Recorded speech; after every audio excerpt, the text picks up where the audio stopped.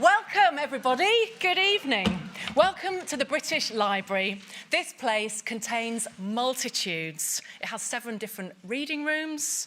It has an unfathomably vast collection. It has fabulous events programmes, if I do say so myself, and some extraordinary curators. And I want to tell you in particular about the work of some of my colleagues who work on the Endangered Archives programme, the EAP, which is frankly a heroic undertaking which digitises archives that are in danger of deterioration and destruction. And some of the EAP team are in here tonight. Jodie and May, say hello. Don't be shy. There they are at the back. Give them a clap, please. It's truly astonishing work. The EAP, funded by Arcadia, has given grants to over 500 projects in 90 countries worldwide, in over 100 languages and scripts. And among these, the EAP has funded projects in Gaza, the West Bank, and East Jerusalem. And you can see its work online at eap.bl.uk. And for our online guests that are joining us, that link is there on the platform. I would like to quote its co-founder, Lisbeth Rousing. The EAP captures forgotten and still not written histories, often suppressed or marginalised. It gives voice to the voiceless. It opens a dialogue with global humanity's multiple pasts. Now, staying with those multiple pasts, it's time for tonight's event. We're deeply honoured here at the British Library to be hosting writers of such great integrity and beauty as Raja Shehadeh and Penny Johnson. They are launching this extraordinary book, Forgotten, which I had in my hand and now isn't in my hand, but it can be in your hands because it's on sale afterwards. Do not miss the chance to get your hands on this book. And Penny and Raja will be signing afterwards. Do not miss out. Penny and Raja will be in conversation with the one and only Chris Gunness, formerly a legend of BBC World Service. He was then at the United Nations and is now director of the Myanmar Accountability Project. Thank you, Chris. Over to you, and a huge applause, please, for my guests.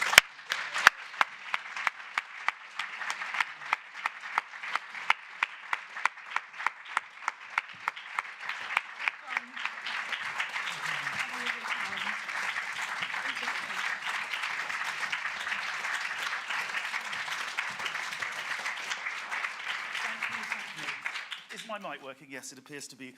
Welcome all of you, each and every one of you, and particularly those online, to an evening celebrating the work of these 2 amazing people, Raja Shehadeh and Penny Johnson. The evening is very much about their latest book. I can hold it up, and there it is. Forgotten, Searching for Palestine's Hidden Places and Lost Memorials. On the face of it, it's a travel book, but it's a travel book with so many layers: historical, geographical, political, cultural, archaeological, philosophical, anthropological, legal. The list goes on. And what I hope to do tonight is to peel away these many layers and get to the heart of a work which I think is a monument in and of itself, which I believe will soon establish itself in the space, in the landscape, in the discourse around Palestine. And I say that, I think, with some confidence, because we are right at this time in what I believe is a historic moment in Palestinian history. We are seeing an effort, perhaps unprecedented, to erase Palestine from the political map, from the negotiating table, by some, not by all.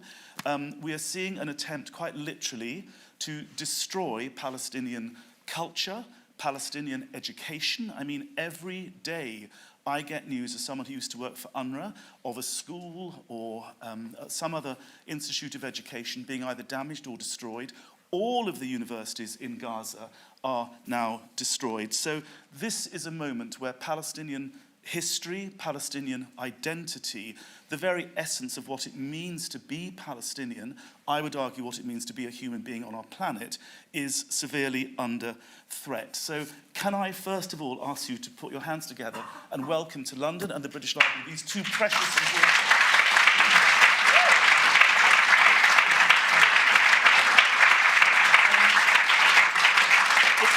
very, very hard to put these 2 into a neat box because their work is so cross-cutting. And any intellectual, any academic in Palestine that goes on a quest, any kind of intellectual quest, immediately confronts the multi-dimensional complexities of life under occupation. So, as I say, it's very hard to put these two in any neat box. Penny is a founding member of the Institute for Women's Studies at Birzeit University in the occupied West Bank. She's also a contributing editor to the Jerusalem Quarterly and author of a book called Companions in Conflict, Animals in Occupied Palestine. Raja is a lawyer, a human rights lawyer. I believe, Raja, he's the founder of Al-Haq, which I believe is the first human rights organization in Palestine, perhaps even in the Middle East, is that fair to say? In the Middle East, yes. Yeah. He's also a prize-winning author. His book, Palestinian Walks, won the Orwell Prize, which, in case you don't know, is the preeminent book for political writing in this country. He's also a finalist in the 2023 National Book Award in the US for We Could Have Been Friends, My Father and I. Raja, I'd like to begin by giving this audience, some of whom may not be familiar with your life and your work, a sense of who you are, where you've come from, and where your family is from. And I'd like to take you back to that passage in the book. It's April the 26th, 1948. You're with your family. You're with your father, Aziz, or perhaps you weren't born then, I'm not sure. I wasn't born. You were born. Your Coming mother. attraction. Aziz, your father. Widad, your mother. Your sister, Siham. You're in your house in Jaffa. What is going on at that time? Well, it's a past that refuses to pass, and it's a sad past. And my parents had just married and established a house in Jaffa, which they furnished to their liking. And they thought that's it. They will be there for their life. And then in the beginning of the year, 1948, there was an attack on Jaffa by the Irgun, who came in with a truck full of oranges. Just explain Irgun. Irgun is a terrorist organization, Jewish terrorist organization, and it was run by Begin, who later became the Prime Minister of Israel, of course. And it had a truck full of explosives covered by oranges, and it exploded and destroyed the Saraya, which is the Ottoman building that housed the police, and killed many people. And yet my parents decided to stay in Jaffa. But then in April 26th, there was another attack on the Manshiyya, which we talk about in the book also. And there they had many, and they also bombed northern Jaffa, where my parents were living. And they decided it's getting to be too risky to stay with a little child. My sister was 2 years old. And they better go and take refuge in Ramallah, where they had the summer house. And they thought that it's a matter of weeks, and so they didn't take winter clothes. And my father thought that the British police would support the situation, but the British police just left. And he thought that Jaffa is in the Arab section of the partition scheme, and so if worst comes to worst, it will be staying in the partition, staying Arab, and not, and they will be able to come back. But that didn't happen, of course. It's a very common Palestinian experience that people left their homes in 1948 and they thought they'd be away for a couple of weeks. And here we are, all these decades later, and they're not. Just explain a bit about the historical context of what was going on more generally in Palestine and the Middle East in 1948. Of course, there was the partition scheme, which said that Palestine would be partitioned between a Jewish state and an Arab state, and that didn't happen, of course. And then, of course, what happened after Israel was established on the 15th of May was that that there was looting of Jaffa homes, and Jaffa was looted to the bone. I mean, including your family home. Including the family. And I wonder now whether my father knew this, because he was working on the return of the refugees and working very hard on this. And I wonder if he knew that his house, if he returns to it, will be empty of everything. But he was constantly saying to people, we will go back, and we'll just, he was very optimistic, as he always has been. I want to bring in Penny, because the section in the book where you describe these tumultuous events in April 1948, I don't think are written in your voice, but I may be quite wrong. It's interesting that this is a book written by two people, which one would think would be enough to end any marriage. But it hasn't. Not yet. How did you, I mean, was that passage written in your voice, where you describe those events? And my related question is, how did you go about divvying up the different episodes in the book? Let me just start with how we began, because we didn't begin with a writing project. We began desperate to get out of Ramallah for a walk. It was the late summer of 2021, pandemic years, confinement, and we went for a walk on a deserted, dusty road near the wall that separates the occupied Palestinian territories from Israel. We were going towards the central, the Troon salient. And all of a sudden, on this road, we saw a small gray stone. Would you like to? Yes, can I just welcome Ambassador Zomlot? Sorry to interrupt you. That's Penny. all right. Thank you so much for attending. We're very grateful, and we'll see you later when I'm sure you'll be buying a book, Ambassador. But thank you, thank you very much. Sorry, Penny, you were talking about how you... Yeah, we saw a small gray stone, and this gray stone was a memorial to 3 Egyptian fedayeen that died in 1967 in that June war that brought us the occupation. And we thought, what? The Egyptian army was in the Sinai. What happened? And we even asked historians, nobody knew. So this really sent us on a quest for hidden places and lost memorials. And I won't tell you, you'll have to be a reader of the book, that in the end of our explorations, an Israeli investigative journalist revealed a long-buried secret. Ooh. Yeah, and so we began exploring, and what we would do is, when we came back home, one of us would write, the second person would rewrite or edit, sometimes, of course, deleting a much loved but long-winded paragraph. So we did have that. But I think we were both on the same quest. Yeah. On the question of that quest, the book feels very spontaneous. They get up and off they are going to some place.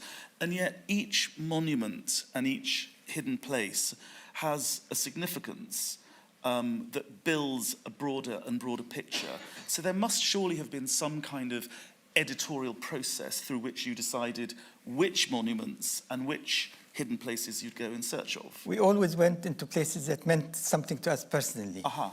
And that was the initial incentive. And from there we continued writing and exploring the other aspects of the place, the historical, the archaeological, and so on. So, Roger, I have to ask you, which monument meant the most to you, if this was about discovering monuments that were close to your heart? Well, Khan Tujjar actually meant a lot. Which we'll talk about in a moment. But why? Because we had been to it with the man to whom we dedicate the book, Abdel Fattah,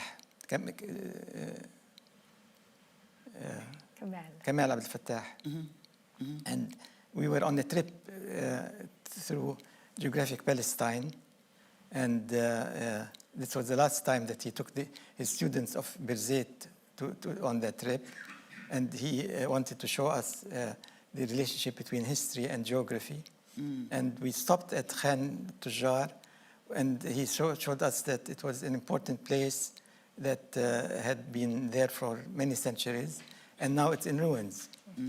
And so we wanted to see what happened to it, and we wanted to explore it, and we went wading through thistles and many thistles. And I think it was also a quest for lost connections, for a wider view of our very slender country, which was once a crossroads. And by lost connections to sort of look at, to sort of find a usable past, not a nostalgic past, but a usable past that might help us in our present dilemmas. Tell me more about that, a usable past. I mean, you mean in a political sense? You mean in a cultural and educative sense? I mean, I think in all those senses, to have a view of the land that is not exclusive, that looks at all the layers that have made up Palestine, historic Palestine, and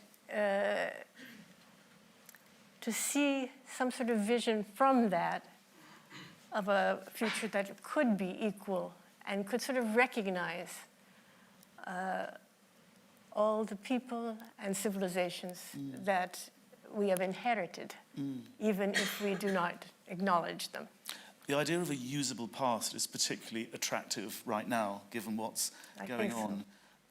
Could you just, and we will talk about this perhaps later on, but just give the audience a sense of how a past can be usable in the context of what's happening, not just in Gaza, because I mean, I don't know how well up to the news you all are, but you know, the Commissioner General of UNRWA recently, just a couple of days ago, put out a statement saying that the tactics being employed in Gaza are now being employed in the West Bank. Jenin, where you know your journey takes you, according to my former colleagues from UNRWA, has now been depopulated. So how does this idea of a usable past come to play on what's happening in Palestine right now?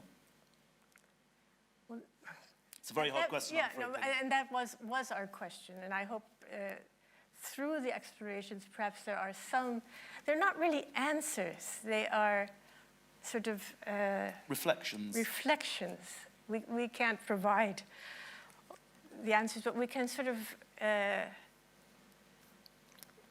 we can eliminate some of the erasures and the neglect. Because that give us a different vision of the land. Yes. Sorry, Roger. Because it was also the connecting line between Istanbul and Medina. We're going to talk about that when we talk about the old railway station in Haifa.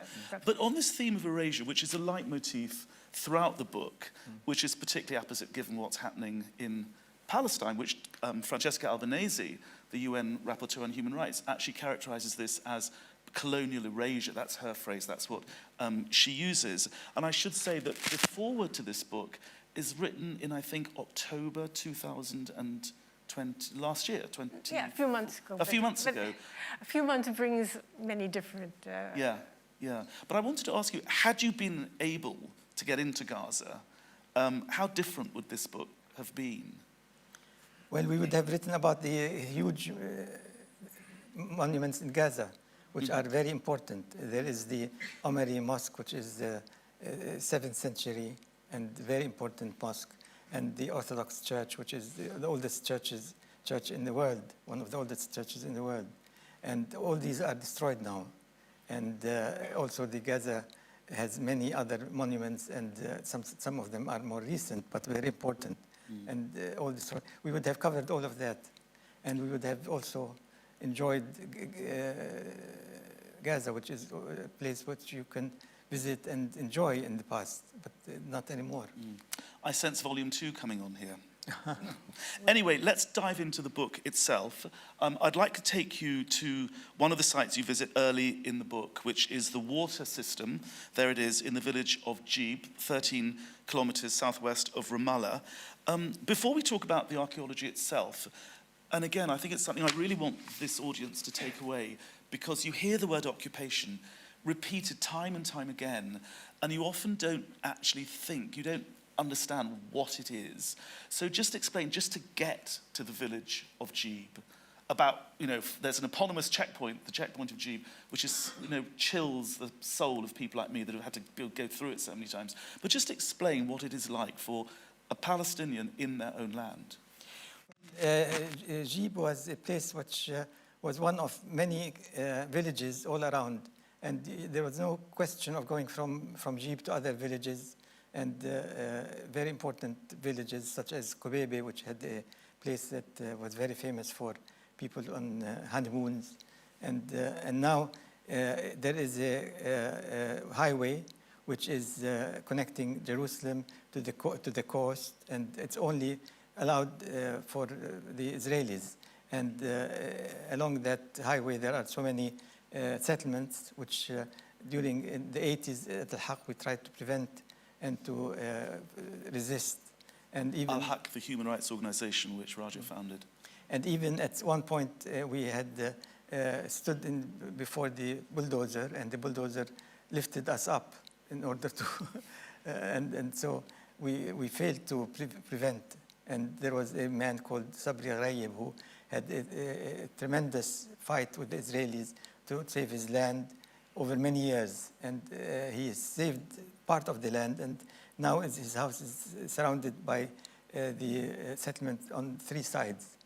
And so now the Jeep divides the Palestinian lands from each other, and those who are living on the other side have a hard time going to cross and they're not allowed to cross. And the Jeep checkpoint has so many rules: who can pass, who cannot pass, when, and who can pass by car and who can pass by foot. It's dizzying.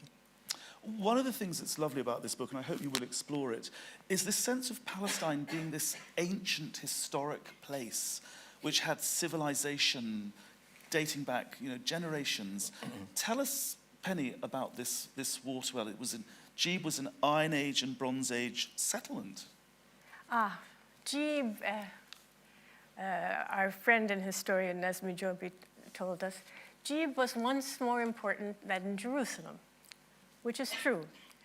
Jeeb, which is, archaeologists say, was ancient Gibeon, and I should say, names in Palestine sort of whisper of the past. Gibeon, Jeeb. The waterworks here are on the hill above the current village, which is a home to about 4,000 Palestinians. And as you peer down the steps, you can't even see the rock-hewn caves that brought water from nearby springs, and where, rather cheerfully, wine was stored. Gibeon or Jeeb was once a major exporter of wine. Archaeologists also say that the city was relatively peaceful for centuries, which is unusual in our region. So that rang a bell. But when you turn away from these impressive works and look towards the agricultural fields of Jeeb, of contemporary Jeeb, we find that the fields are in Area C. So villagers... Defined by Oslo as... Yeah, which is exclusive Israeli control, and where landowners cannot build on any of their land. Without a permit, which never comes. Which, yeah, you know, Chris, without a permit that never comes. But the hill itself, the recording couples under the trees, is extremely beautiful. And these works, which are, the Jeep has put up a sign trying to protect them, but and they remain there. Can we move on, because I'm aware of the time, to another of the monuments which you visit, which is a memorial for the fallen in Nablus, which is a triptych memorializing young men who were killed in the 2 intifadas, these uprisings. In the book, you quote the haunting lines of the Palestinian poet Mourid Barghouti, saying, "Living people grow old, but martyrs grow younger." Tell us about that. What does that mean? Well, Brescia thought of these words when we were looking at the first set of photos in the triptych of 5. I don't even call them young men, because I think 2 were boys, really. And I looked and I thought, from their hairstyles and their faded clothes, this is the first intifada. And they were unarmed, unlike the... Passive resistance. Yeah, and I thought, they are somehow younger every year. And we are old and have knowledge that we wish we didn't have. The second part of the triptych was a leader who had a sort of gun bigger than himself, And we asked the older man who was smoking nargile, was this the second Intifada? And he said, very weirdly, yes, the second Intifada. The third set of photos, very tellingly, were contemporary, and we didn't know anything about them. Yeah. People forget that the first Intifada was actually unarmed. You know, it was a non-violent resistance. It was a second, and people hear the word Intifada and think, you know, suicide bombers, but it really, you know, it took a while to get there. It was a massive civil resistance. Yeah. Tell us about your time. We talked about Raja's, where he's coming from, but what about you? What about your life in the West Bank? How did you get there? What were you doing? I came in '82 after the Lebanon War, when the person that was doing some of the written work for the Prisoners Committee and the public relations in Birzeit had been deported. So I started there, and in the Intifada, Birzeit was closed by military order. We had clandestine classes. We were writing bayans, writing statements. And we even held a conference called 20 Years of Occupation, because we thought the occupation would end. And tell us about your work at Al-Haq, Raja. I mean, you were challenging, there were many different ways of challenging the occupation and the excesses of the occupation, and you in Al-Haq were using a legal framework to do that. Yes, and we believed very strongly that we will be able to end the illegal methods of the occupation for taking lands and for settlements, and we thought that we could alert the world of the danger of these activities. And we did a massive conference on administration, international law and administration of occupied territories, which ended up in a book. And it's a very important book, which the editor of this book is here, Emma Playfair. And it feels very young and naive to me, but perhaps I'm just old and jaded, that the thought that you could, as a lawyer, challenge this massive machinery, you know, doing this occupation. Were there any moments of victory? Well, we were able to do some small victories, but we believe that by making known the methods of the legal methods of the occupation, they would be somehow stopped, and there would be pressure, because Israel was constantly refuting that it is doing illegal work. And so we thought that by revealing the true state of what they're doing, there will be an effect. And we managed to document and write about all different aspects of the occupation from the legal point of view. And that's very important work, because it continues to be there, and it's important because otherwise all of this would have been lost. Yeah, it's an important part of documentation, I agree, absolutely. Now, amid the legal battles, amid the gloom of occupation, there were occasionally moments of inspiration. I love this one. Yeah, this is a great photograph. It's on the front cover, actually. This is at Jib. You encounter these kids doing parkour. Tell us. Yeah, this is in the old city of Jib, which is above the contemporary village as well, but has been restored by a wonderful organization called Riwak for community activities. And we entered, you see an arch, a ruin that was once a Byzantine church, and once an Umayyad mosque, and once a Crusader church, and so on. And then we went on and we saw this maqam, which is a saint's shrine. And we asked a crowd of 10-year-old boys, whose shrine is it? And they said, Sheikh Hamid, of course, who apparently flew there. And then all of a sudden, there were boys flying off the top. And it was just a moment of joy, of elation, and of freedom. Not enough of those in Palestine at the moment. Yeah. One of the really interesting things about this book is the way that, you know, it's backward-looking. The resonances are often historical, cultural, etc. But there are moments where you sort of reflect forwards. And there's a part in the book where you go to an eco-project in Auja in the Jordan Valley. And you talked to the director about how the Trump administration, the previous one, had defunded the organization. And when I read that, of course, I was in UNRWA in 2018 when we got the first Trump defund. And of course, we've now got what we're dealing with right now. What are your thoughts? I mean, it's not something you explore overtly in the book, but just what are your thoughts about the way that Palestine became so dependent on American money, you know, the biggest donor to UNRWA, and that makes it very, very vulnerable to these changes of political fashion. What should the Palestinians do about this, given your... Well, in the first Intifada, there was a lot of emphasis on self-help, and there was a lot of cooperation between people and volunteering and so on. And then after the Oslo, we became highly dependent because there was so much money that was poured into the West Bank, and it changed everything from being voluntary to people working for a salary. Yeah. And that became, and the salary was very generous.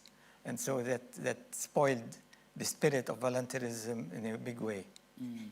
But how do you, I mean, this is perhaps a question I should ask Ambassador Zomlot. How do you think the Palestinians should manage that relationship today?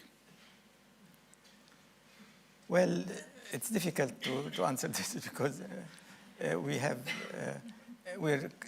in a situation where we are squeezed by Israel economically, and Israel is controlling the borders and controlling everything. And so it's very difficult to prosper and find out our way into this, although the Palestinian Authority is doing what it can to get things going, and yet it's very difficult. The economic situation is terrible because Israel also holds on to the taxes that are collected from the imports. And so... which they squeeze when it's politically advantageous to them. Can I ask you, one of the things you talk about in the book is the horrors, as you call it, of the Oslo deal. And you call them hidden horrors. What are, I mean, to me they seem very unhidden. But tell me what you mean when you talk about the hidden horrors of the Oslo deal. Well, the Oslo came as a consolidation of the occupation rather than liberation from the occupation. And Israel used the negotiations rather than to make peace, to consolidate the occupation. And that is the beginning of the problem.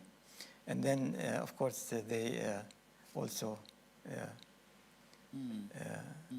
But when you say hidden, tell me more. I mean, for many Palestinians, Abu Said, for example, felt that it was a trap, that Israel was going to be given its security, and when it came to statehood, that wasn't going to come. Yeah.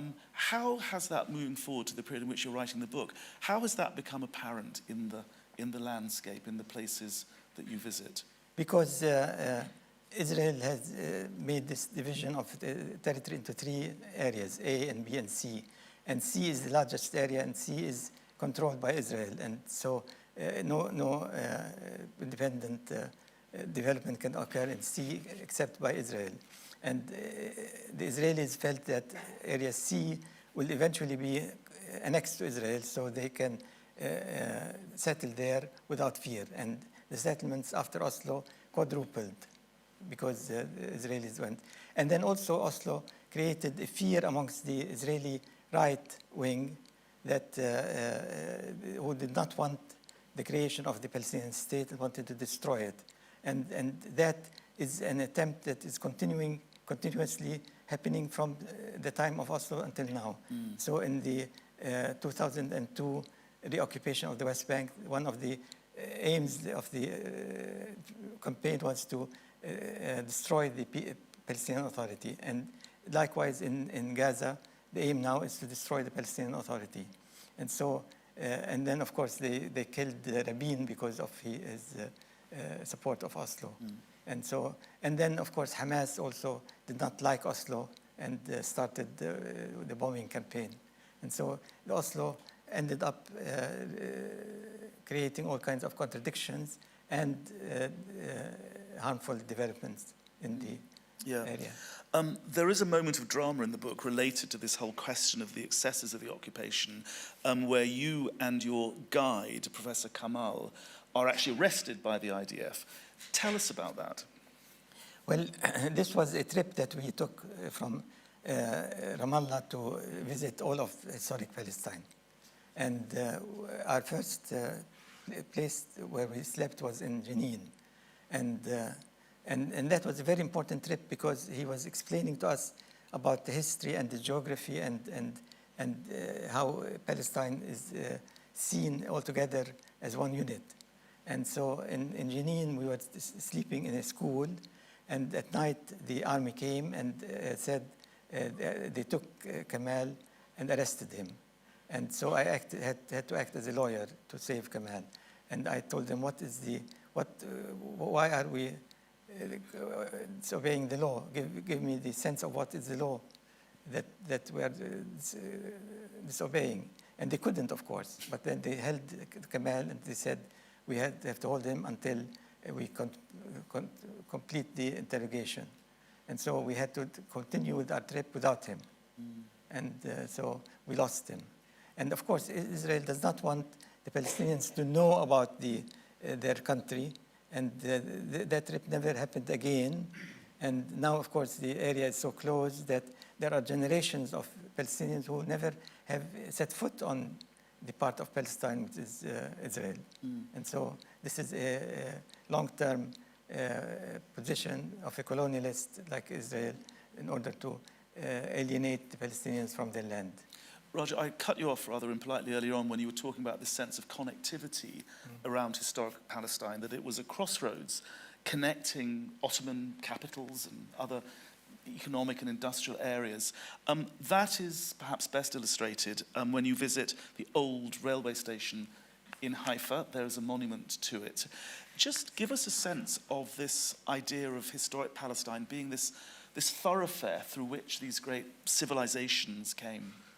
Well, the Via Maris, the way of the sea, was a place that went through Palestine and carried pilgrims from Istanbul and the Ottoman Empire all the way down to the Hejaz. And so and Palestine was a conduit to that. And then there was, in 1905, the railway station, the train that connected also along this path. And it was a very important development for the area. And now it's all impossible to happen because it's disconnected, and the borders make it very difficult to cross from one area to another. I'd like to get Penny to read a bit now. There's a very poignant moment in which your guide, Khaled, reflects on the disconnectedness of it and this real sense of a state not being able to be in touch with itself. Penny, would you read this? And just let me explain that the Khan referred to at the beginning of this reading is Khan al-Tujja, which was this gathering place, if you like, for travelers from across. Yeah. Penny, please. As we looked at the ruins of the Khan, we were haunted by the words of Khaled Farani, a resident of Haifa who teaches anthropology at Tel Aviv University. We had been standing on the lovely porch of his father's home in Haifa, which abuts the Baha'i Gardens. The Haifa Bay was spread out below. Khaled bid us look straight ahead. There, he said, you can see Ras Nakura, the gateway to Lebanon that is now sealed and inaccessible. Then he pointed to the northeast and said, Syria is right there. And on clear days, we can see the snow packed on Jebel al-Sheikh, Mount Hermon. Then he added with a heavy heart, to think that I have relatives in all these countries who I have never been able to visit. He said this with so much grief, as though that calamity had only just happened. His pain was raw, and his lament was deeply felt. I mean, that is a very common Palestinian experience, the idea that the disconnectedness and the tragedy you're feeling that's a result of these momentous historical events you feel very personally right now, and especially with Gaza. 66% of Gaza are refugees from 1948 or their descendants. And when you talk to people in Gaza, this sense of 1948 and the history is just in their tears in that moment. Roger, we talked earlier about your work at Al-Haq and using the law. One of the big moments came in 2018 when the Israeli Knesset passed the Jewish nation state law affirming that Israel was basically an exclusively Jewish state. Where did that leave you? Where did that leave Palestinians? Well, it meant that Israel recognized the right of determination for the Jews in Palestine, but not for the Palestinians. And that's the essence of the problem. Until Israel recognizes the self-determination for the Palestinians, there's not going to be peace. It's obvious. And it's going to mean that Israel will have to go from war to war. And then it would become openly racist and pariah state. And it will not last because it cannot continue from war to war. But that's what's happening now. You also, in the book, talk about the funding for monuments, particularly, for example, one commemorating the Nakba, the primordial Palestinian catastrophe, which led to this mass displacement of 750,000 people. I think we have a picture of it, do we? But oh, yes, talk that's about, it. yeah, there you go. It doesn't actually have the word Nakba written on it. No. But talk us through how you and why you decided to go in search of this monument to the Nakba. Well, 2018 was the 50-year anniversary of the Nakba. And in the Galilee, headed by the wonderful poet Taha Muhammad Ali, there was an initiative to erect memorials finally to the Nakba. This initiative foundered as municipalities were threatened by the Israeli government that their funding would be removed.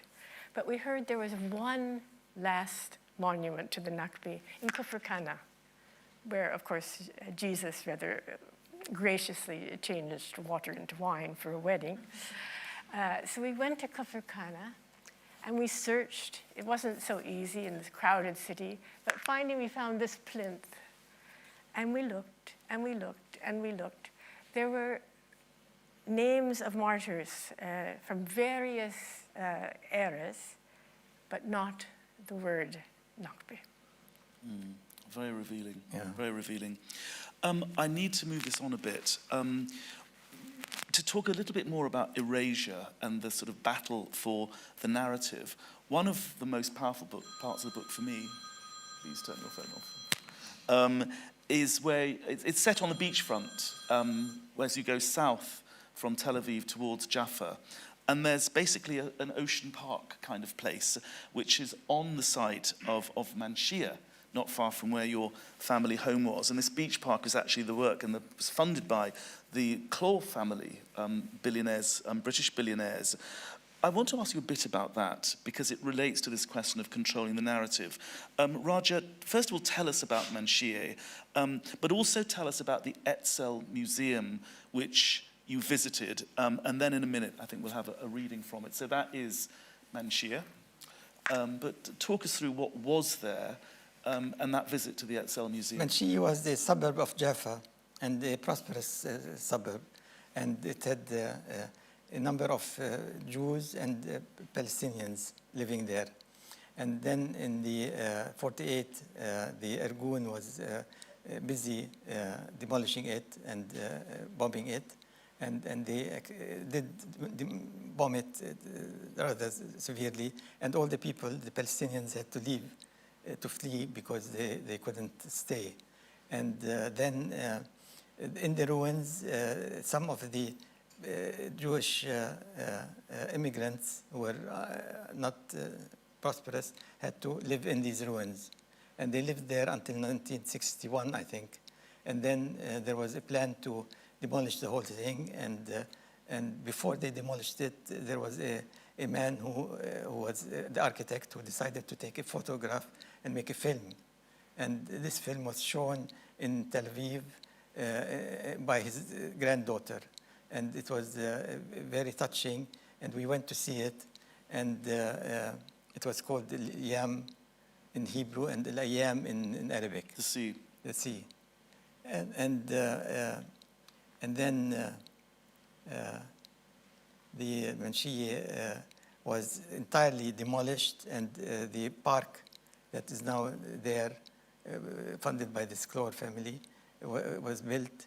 And I had often drove along this path and didn't realize that Manshia was underneath, was buried underneath. Wow. And the only thing that they left was this one building, which they made into an Etzel museum. And in the Etzel museum, they had, you want to read the part of the Etzel museum? Just set up the museum, tell them a bit about the museum, and then we'll have Penny reading. The Etzel museum was the narrative of, from the point of view of the Likud party. And the Likud party had entirely different, of course, narrative to the past than what we know. And it was so sad and so difficult for me to see this idea that they described what they did in Jaffa as compassionate. Compassionate. And I thought, what compassionate when they drove away all these people and my family amongst them. And then they went to Deir Yassin and committed a terrible massacre, which killed 275 people. And yet they called it compassionate. Compassionate. Penny, please. Okay. A stone plaque cemented into the exterior wall of the museum reads in capitals, Etzel House, in memory of liberators of Jaffa, the Museum of Jaffa's Liberation. We hesitate at the door of the museum, feeling like unwelcome visitors in a hostile territory. The foyer had a mountain of large backpacks. As we cautiously step our way through, we encounter a crowd of young Israeli army recruits. We consider going back, but we decide to proceed. Perhaps we should hear how this history, which so changed Palestinian lives, including Resha's family in Jaffa, is being presented to the new generation of Israeli fighters. We follow quietly, trying to remain as inconspicuous as possible, while the new soldiers are shepherded around and introduced to the Israeli narrative of the events of 1948. And is now the official narrative. The museum is administered by none other than the Israeli Ministry of Defense. These young people perhaps have no idea that the Ergon and Stern Gang, also known as Lehigh, was once considered terrorist organizations, not only by Palestinians, but by the British, and indeed internationally. And their activities were often unsanctioned by the official Zionist forces, the Haganah. Ironically, we scrutinize the photos, maps, and podcasts more attentively than many of the young Israelis, a number of whom are hunched over their mobile phones. Their guide has to keep waving them into a circle before the exhibits. When they move away from one of the video installations, we step up to listen to Menachem Begin, the head of the Ergon, and subsequently Israel's prime minister from 1977 to 1983, as he rallies his militia members on 24 April 1948, just before the first assault on Manshia. English subtitles were provided. His words are both chilling and contradictory. We are going to conquer Jaffa. This will be one of the most decisive battles in the war for Israel's independence. Know who is before you. Remember who you left behind. You face a ruthless enemy who intends to wipe us out. Show no mercy in battle, just as the enemy has no pity upon our people. Be compassionate with women and children. Chilling stuff in view of what's going on today. One of the other massacres you talk about in the book, Penny, I want to ask you about this, is in the village of Kibbutz. And one of the rather revealing parts of the book is where you say you have, or you told me perhaps in a subsequent email, that you have family members who don't know about this. And there is a sense of forgetfulness on the Palestinian side too, isn't there? Well, indeed, we had never been to Kibbutz, which is very close to Ramallah. We'd been to the Shukbi Caves, which are a Neolithic site below, but we had never been to Kibbutz. And it's not so easy to get there on the road. You sort of go on the road, and then there are smashed cars. I was telling Resha, it's like the Appian Way, our version of the Appian Way. Kibbutz, in our mind, was a massacre. in 1953 when Ariel Sharon's Unit 101 entered Kibbutz in a revenge attack after 2 Israelis were killed by Fedayeen inside Israel, and there was no evidence that anybody in Kibbutz had anything to do with it. They killed 70 villagers out of a population of 200. And there are memorials in the village. There is a martyr's mosque, there is a cemetery, and there is a recently erected sort of plinth in the center of the town, which I have to say was curiously unmoving. When we asked an old man, he said, "There used to be a beautiful tree there." I think it was erected perhaps by the Palestine Authority, and it didn't have resonance. What had resonance was listening to Abu Ibrahim, who was a boy when the massacre occurred. And we've got a sense of a living memory, as well as his criticism of Jordan, Palestine Authority, Israel, and America. Yep, fair enough. I'd like to move to some concluding thoughts before we go to the questions. Towards the end of the book, you quote Vico, the 17th century philosopher who wrote, and I quote, "The burial of the dead is what makes us human." And with that in mind, I'd like to take you to the Mamilla Museum, burial ground, one of the biggest, I think the biggest burial ground in the whole of Palestine, where there is a museum which is funded by the Simon Wiesenthal Center in Los Angeles. In a minute, you're going to read something from the book about this, Raja, but just set up for the audience this Mamilla burial ground and what there is today and the creation of the museum. It's a very sad place because the tombstones are destroyed and the cemetery has paths that are walking paths and some paved paths, and part of the cemetery has been taken over for housing projects, and another part for a park nearby.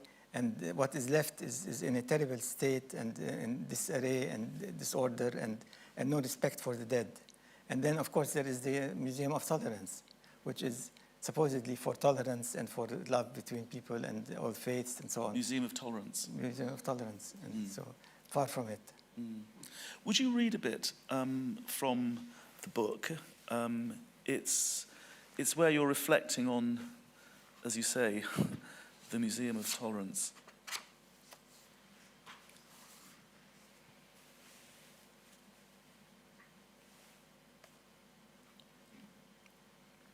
As we looked up at the forbidding facade of a building supposedly dedicated to tolerance, it became clear to us that confronting the denial of the experiences of the other is, as well as connections, lost, remembered, present, and threatened, are what unites our explorations.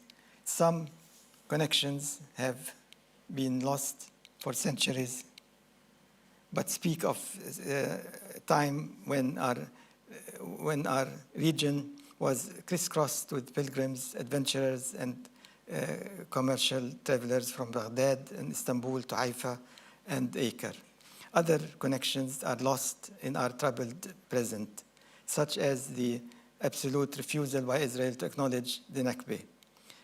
Ruins whisper of more ancient times, whether the Byzantine ruins in our own Ramallah neighborhood of Tire, or the intricate Bronze and Iron Age water systems and wine storage vaults unearthed by archaeologists on a hillside near Jib village.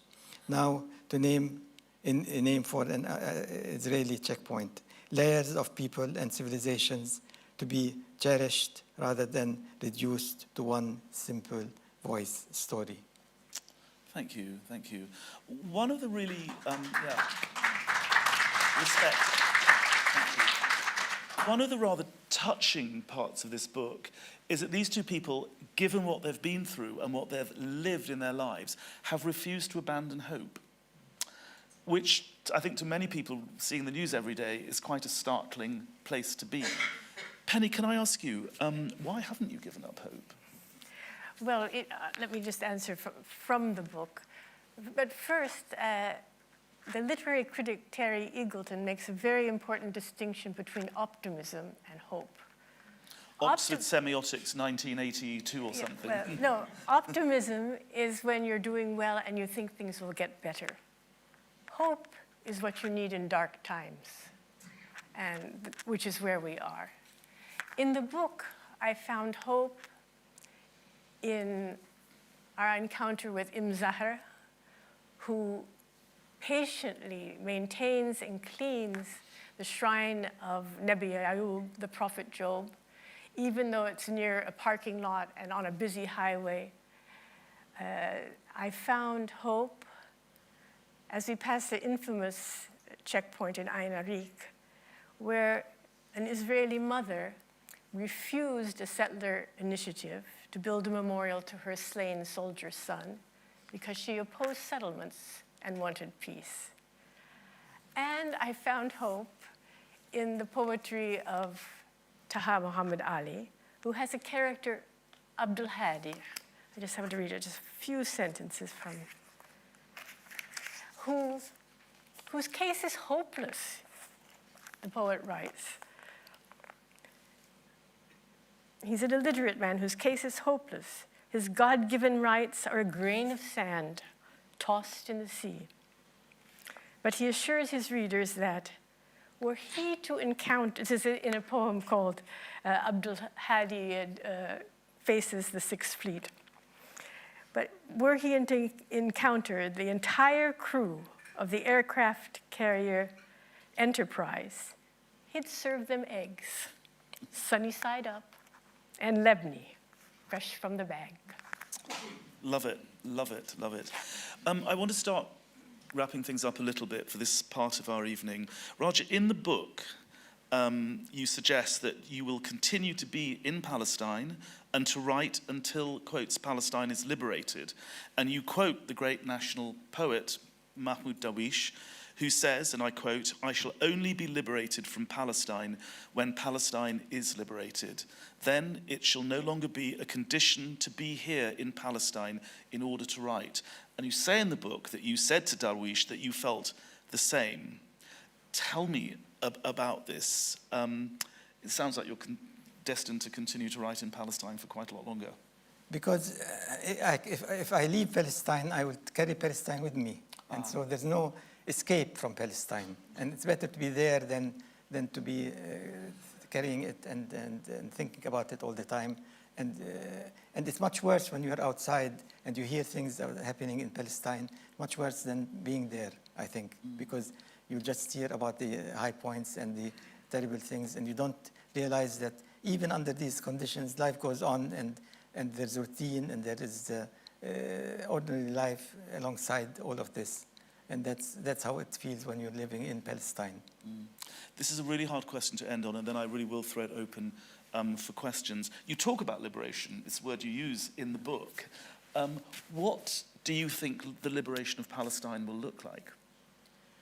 Well, it will look like that we have no longer hardened hearts, hearts of stone, because it's been too much of a sacrifice can turn a heart into stone.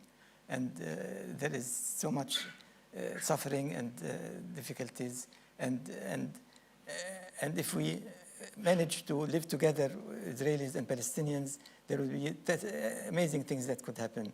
I mean, when you think of the film No Other Land, which won the Oscar last Oscar, and it's because Really?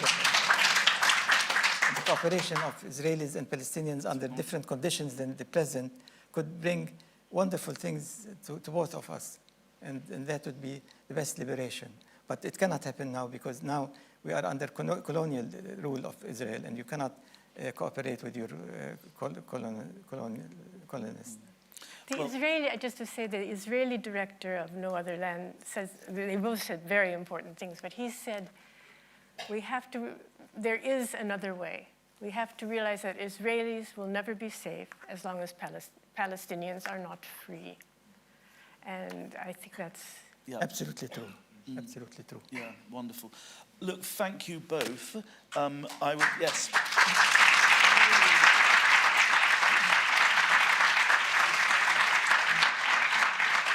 It's very moving and very impressive, the work that you've done. There's so much in this book. As I say, it's so resonant in so many ways. Are there any questions for these two people? It's not often London is going to have Raja and Penny here to answer questions, so please. If not, I shall start asking questions myself, and you really don't want that. Can we bring the mic down here? Excuse my voice, I'm sorry. Oh. Is there any hope for the Palestinians while Hamas and the Palestinian Authority are at loggerheads? Gosh, which That one of you? is a difficult question. But I would say there is hope because it's not just Hamas and the Palestinian Authority. It's the Palestinian people. It's the people who have rallied in the north to try to provide shelter and food in civil initiatives to help the 40,000 people that are displaced. It's friends in Gaza. Sorry, I'm just thinking, who have done everything they could for their community.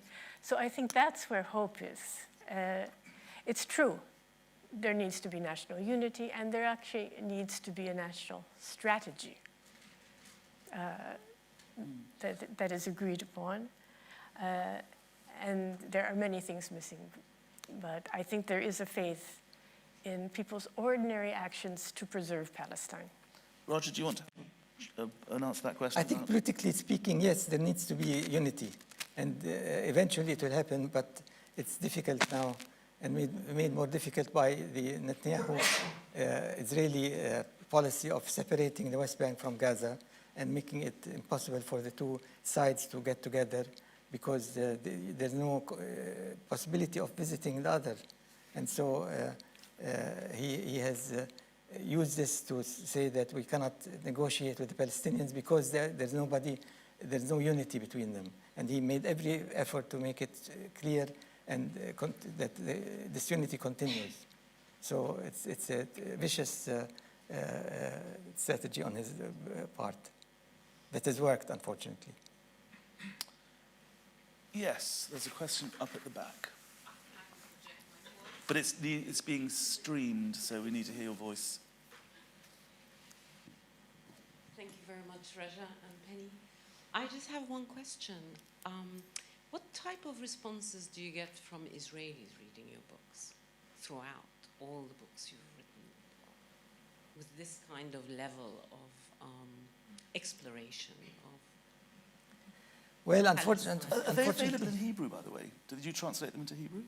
some of my books are translated into Hebrew and published in Is there a Israel. plan to publish this one in Hebrew? Well, we have to have a publisher ask us. And now the Israelis are not interested in the Palestinian voice. And so the likelihood that we will get a publisher interested is very slim because there's no interest. And the publisher needs people to read the book. And I don't think they will find readers for a book like this. So unfortunately, although I'm interested in addressing the Israeli public and telling them about the Palestinian story, there's no interest. And they have managed to block us out of as if we don't exist. But to answer the question specifically, in the book you talk about cooperation. I mean, when I first went to Israel, Palestine, there were left-wing groups in Israel, you know, chefs for peace, jugglers for peace, you know, all sorts of intercommunal cooperation that went on. Is there any space left for that at all? I mean, you have Israeli friends. How does your Yes, we are of an era and a generation with long experience of working together in peace activism.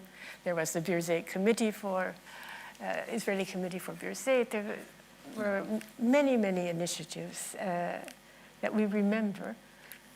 But I should say, I mean, it is true that there are Israelis that show up every week for Masafer Yatta and try to protect in the film hurting communities from settler violence. there are these initiatives, but they are very disparate, and there are also people that are themselves under siege. So we can hope for better times. There is a lot of history to draw on.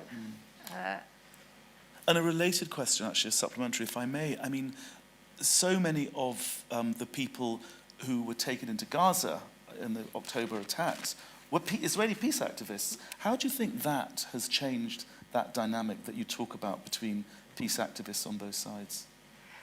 I think you would have to ask Israelis. We have been stuck in Ramallah, and we talk to Israeli friends intermittently, most of whom are so profoundly depressed and sometimes ashamed. We've gotten that reaction from people we respect. Ashamed Ashamed even to see us. Yeah. If there are any more questions from... Yes, please, sir. This is in no way intended to detract from the impact on Palestine's cultural heritage of the Israeli occupation, but you did mention that there was one instance of a memorial perhaps being insensitively located by the Palestinian Authority.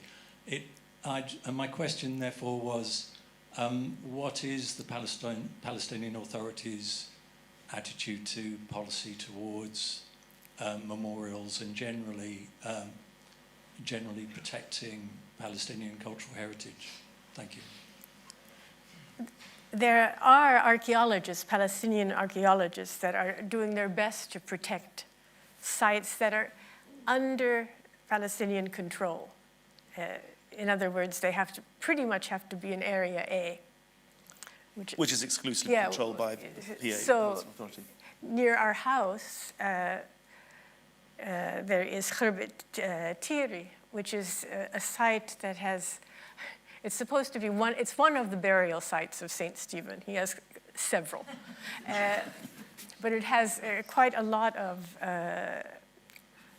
ruins of monasteries and Mosaic floors. What? Mosaic floors. And mosaic floors, and a very active archaeologist from Al-Quds University has been working with the students in various places. These are not, the Palestinian Authority can intervene if there's a kind of dispute. But there is a Department of Culture that was headed by an archaeologist, Hamdan Taha. So they are doing what they can, but it's limited by Oslo, by the areas in which they have authority. And funding also, presumably.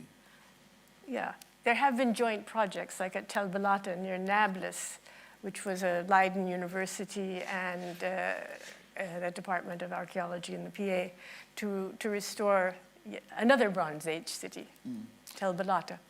I just want to check with you, there are no online questions. Oh, there's one in the room, please. Thank you very much for such an engaging talk this evening. I just wanted to link it back to the present, and I wondered if you had any calls for action, any requests for allies outside of Palestine that want to stand shoulder to shoulder with the Palestinian people in terms of what you see as important in us helping to protect, preserve this heritage, this rich culture, and as well, of course, peace and well-being of all Palestinians going forward. Yeah. Well, I think that there are two sites in Gaza which are World Heritage Sites, and these are the, at least two, and these are the Umayyad, the mosque in Gaza, which is a 7th century mosque that has been partly destroyed, and the Orthodox church, which has been partly destroyed. And if there's an initiative to at least rehabilitate these two as a beginning, then this could be very important and very telling, because then there would be an attention to the world, to what has been destroyed in Gaza and what can be salvaged. And I think that's extremely important. And at the same time, I think it's extremely important to try and advocate that the compensation for the destruction should be borne by Israel, because Israel has destroyed Gaza and several times before, 2008 and 9, and then 2014 and now. And every time they destroy and they leave and they don't pay for the rehabilitation. And so they can continue doing it without any suffering. And it's very important to start advocating that they have to compensate Gaza for what they have destroyed. And that's a rallying point that can be important. And Penny or Raja, on this wider question of solidarity and support from networks outside Palestine and the rest of the world, do you have any thoughts about how that could be mobilized moving forward? I think people are mobilized. It's just a question that power is so concentrated and that we are, I don't know, perhaps seeing the end of a particular version of the world order that started in after World War II. So my advice for the solidarity people is just keep going. You're giving us hope. But how to challenge the new realities that we are facing, I think is a question for everybody. It is. Raja. There is a meeting in Geneva, which is called by the Foreign Ministry of Switzerland, on the 7th of March for the 196 signatories of the Fourth Geneva Convention for the protection of the Palestinians. And that's a very important meeting, I think, and it should be supported and made known, and because the world signatories have a duty to protect the Palestinians under occupation, and they haven't been doing that. And this meeting can call for that and shed light on it and make it known that they're not doing their duty. So just to be clear on that legal point, the Geneva Conventions are signed by governments around the world, including our own, and there's a treaty obligation on all signatories to the convention to make sure that it is respected. So there is an obligation on our government, which will no doubt be highlighted in this meeting in Geneva, about the obligations to protect civilians in times of war.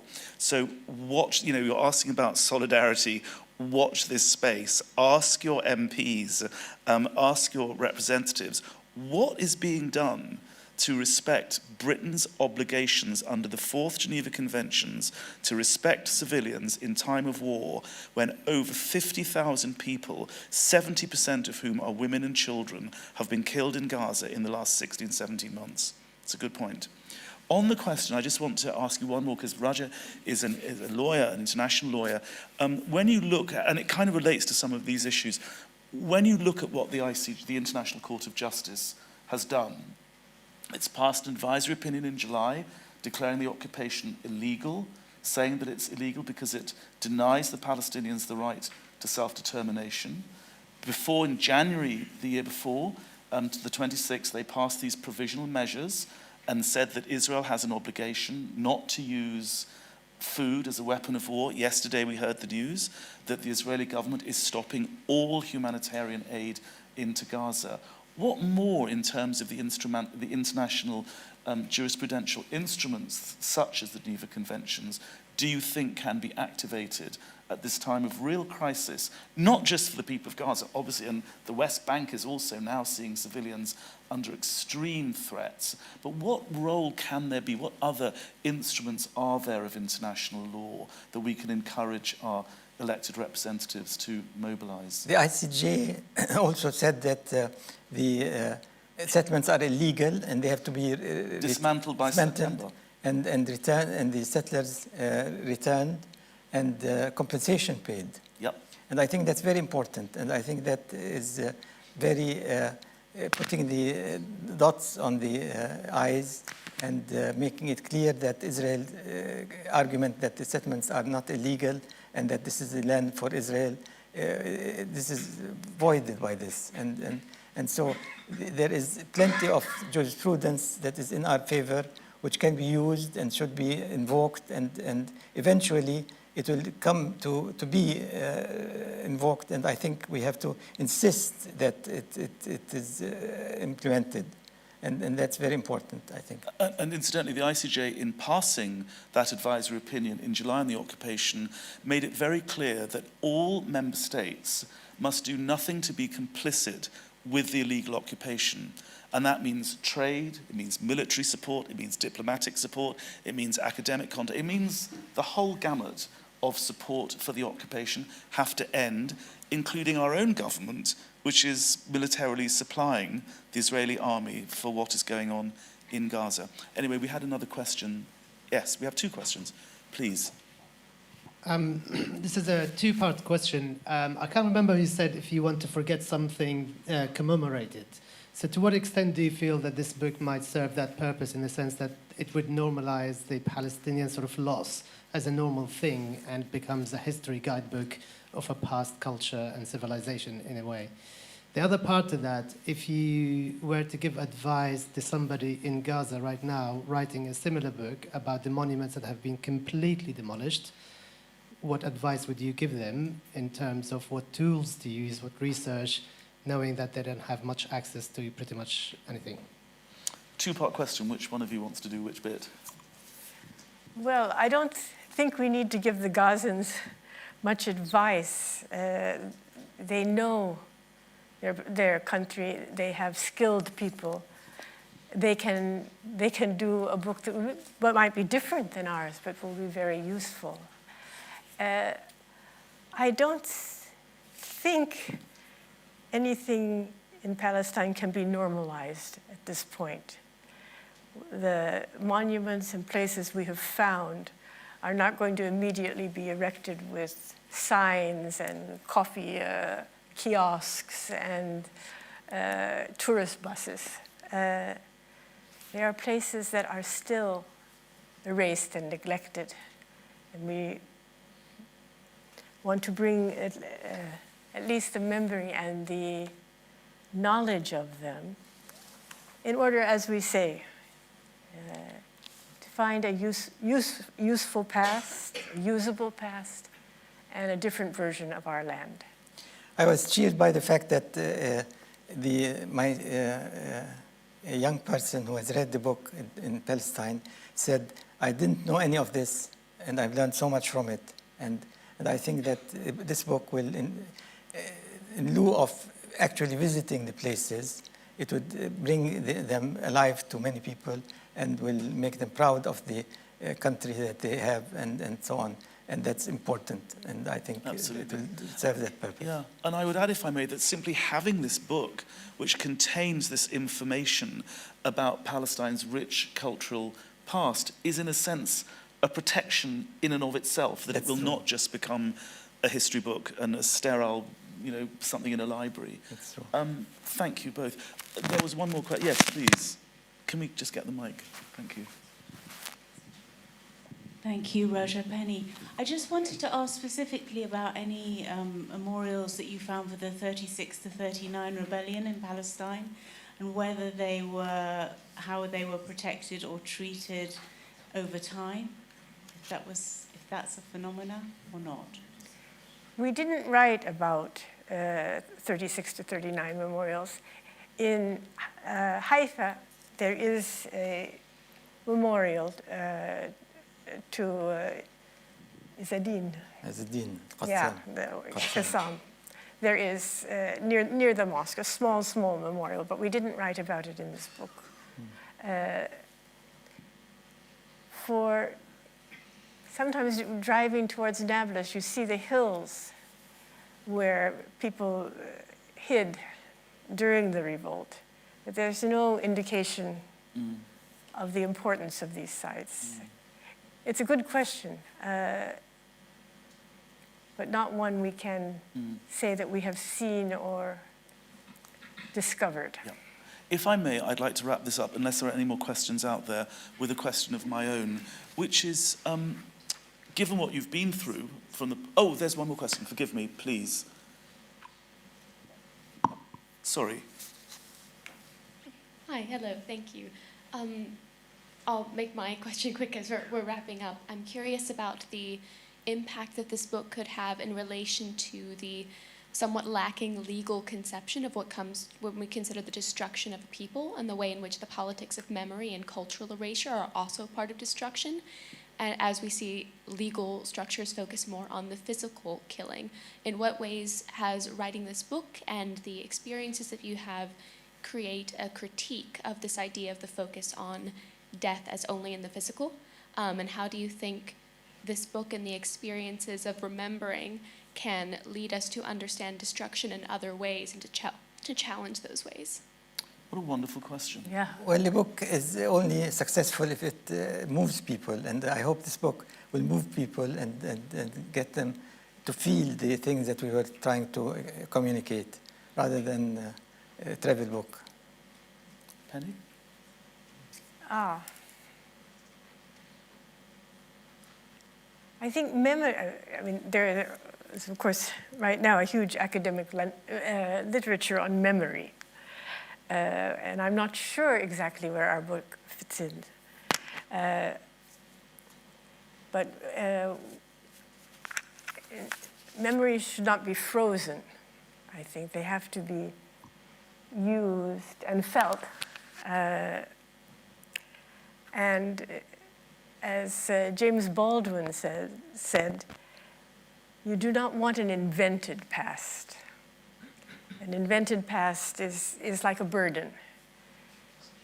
So the past comes in, I suppose, in flashes. Yeah. And you have to be sure that you're not distorting it. Well, on that note, let me end by saying that the book is going to be signed by Penny and Raja outside. It's available to be bought. I can tell you it is really a book to treasure, and I think will resonate so much given what is actually happening in Palestine right now. So please, appreciation.